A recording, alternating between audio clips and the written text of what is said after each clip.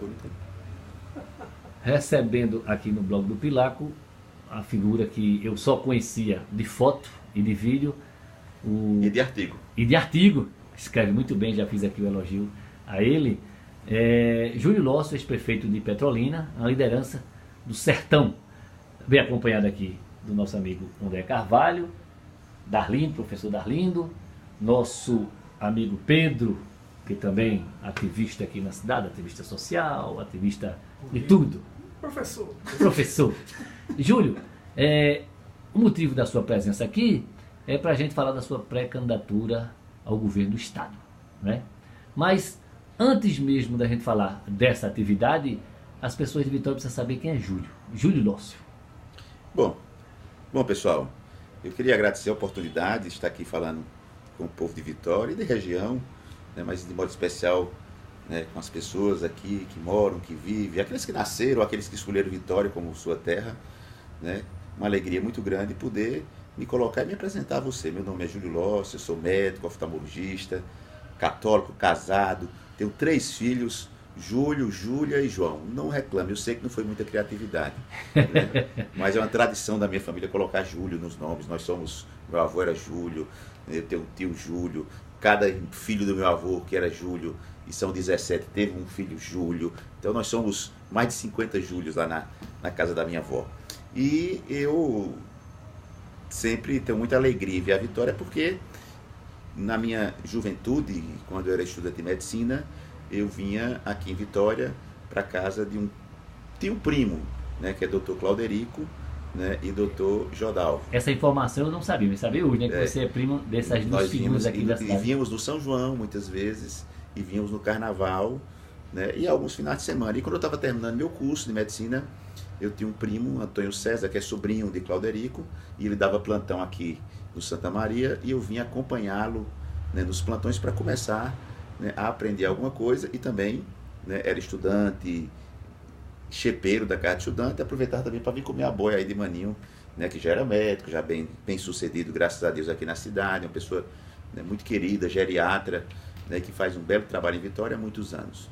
E convivi muito com os filhos dele, com Tatinha, com Bianca, que hoje é médica, dermatologista, acho que atua aqui em Vitória também, né, e com o Breno, que acho que está morando em Fortaleza. Enfim, Vitória acabou eu conhecendo um pouco da cidade, da Pitu, do carnaval que tínhamos aqui, que era um carnaval bom, e tinha o clube do Camelo, Leão. E Jodalvo era muito ligado nessas coisas. Era o Cid também, motorista, né? Dr. Jodalvo. Então, o Dr. Jodalvo era uma figura assim, muito excêntrica, né? Na forma de ser. E me diga uma coisa, e o Júlio, você falou do Júlio, entre aspas, vitoriense. Vamos falar do Júlio médico. Eu, uma pequena pesquisa, você tem aí, foi o primeiro médico a fazer um transplante do interior do Nordeste. Do interior de Pernambuco. De Pernambuco, interior. E essa sua atividade médica? Não, veja só, eu na verdade... Como é que um médico tão conceituado, um médico tão ingressa na política aí, né? Essa coisa foi engraçada. Quando eu morava em Recife, e fiz medicina na Universidade Federal de Pernambuco, e durante o meu curso, eu vim aqui para Vitória, eu dava plantão em Xangrande, eu dava plantão em Ribeirão, eu dava plantão em Pojuca, aqui na região, no Cabo de Santo Agostinho.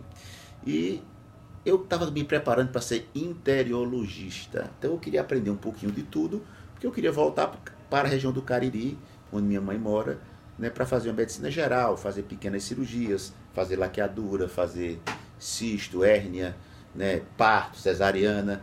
A ideia era viver numa cidade pequena, a princípio era assim. Depois eu resolvi então estagiar na área de oftalmologia. Aí acabei me apaixonando pela oftalmologia, me apaixonando perdidamente, um grande amor que até hoje eu ainda sonho operando. Então a oftalmologia realmente para mim é algo que é muito forte e muitas vezes me deixa em conflito entre a oftalmologia e a política, né, porque é difícil conciliar as duas coisas. Eu tenho conseguido, graças a Deus. E aí, quando eu terminei a residência médica, eu decidi ir para um lugar onde eu não tivesse nenhum parente na política. Porque como eu gosto de política, e eu queria me afastar da política, então eu resolvi ir para Petrolina. Não tenho ninguém da minha família lá na política. Tinha um primo ou outro que morava lá, mas... Distante. Pessoas próximas, mas que não tinha nenhuma relação com a política, um engenheiro, um auditor da fazenda, pessoas que não militavam na política, nem têm envolvimento em política. Mas aí eu conheci um grande cidadão chamado Oswaldo Coelho, e começou a conversar comigo sobre política, sobre a participação da política, e vai e vem. E eu já estava mais ou menos consolidado como médico. Eu tinha aberto o primeiro banco de olhos do interior do Norte-Nordeste, aí foi do Norte-Nordeste, o primeiro banco de olhos.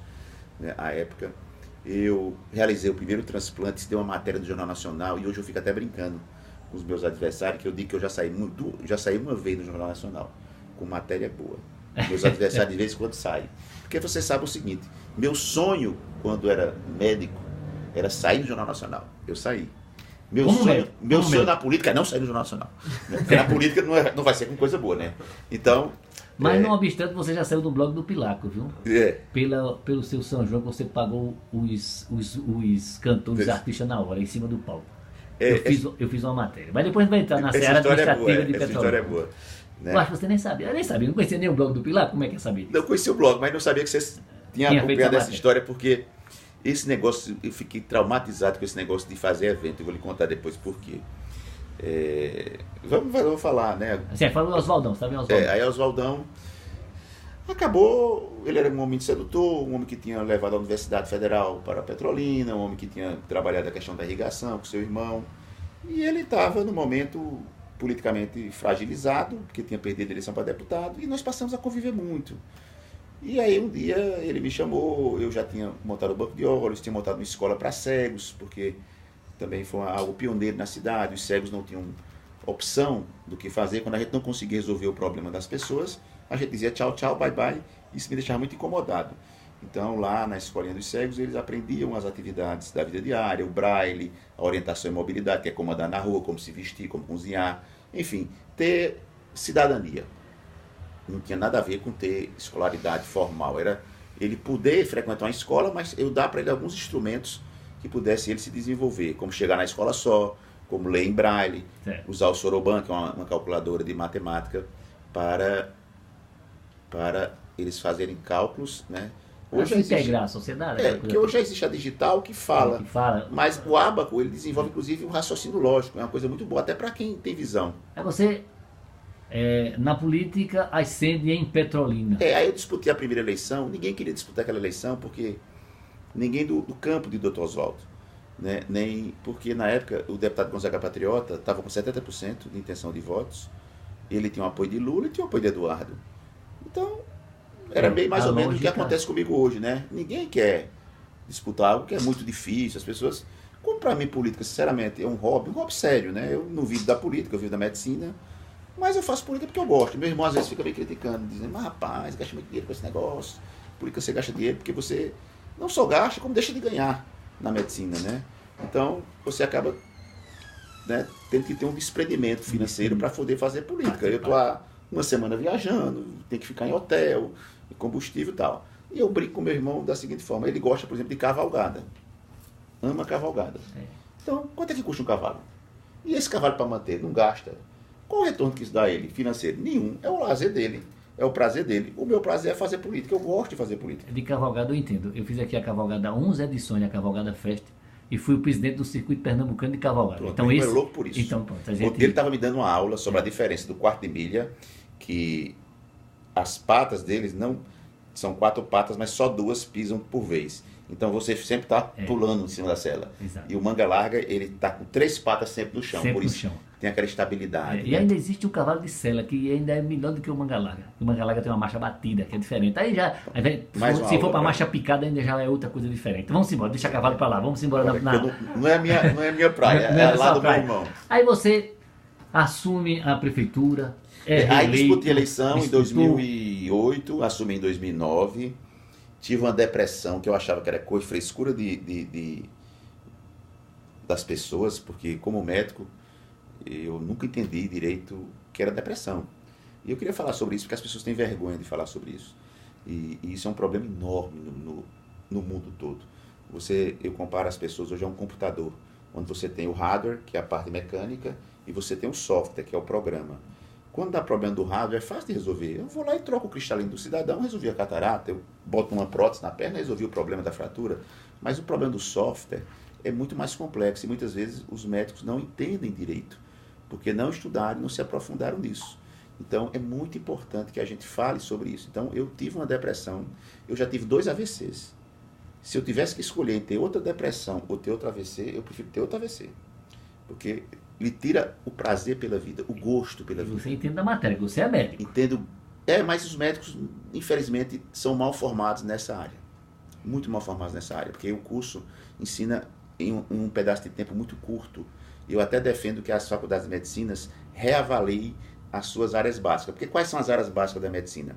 A cirurgia, então o cara aprende noções de cirurgia, a obstetrícia e a ginecologia, ele aprende noções disso de maneira forte, ele aprende noções de clínica médica de maneira muito forte e ele aprende noções de pediatria. Então são 4 grandes áreas.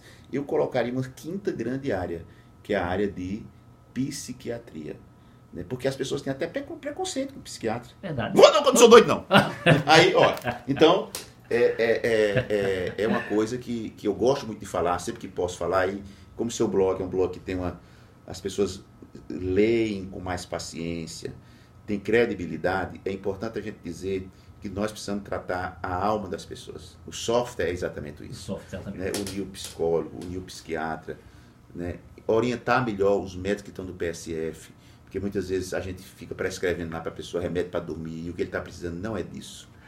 Mas vamos lá. Aí você, Petrolina, prefeito, bem avaliado, reeleito. Aí a segunda eleição foi mais complicada, porque eu disputei novamente com o Fernando Filho, né, que era deputado federal. Gonzaga Patriota inventa de botar o filho como vice, filho de outro deputado federal.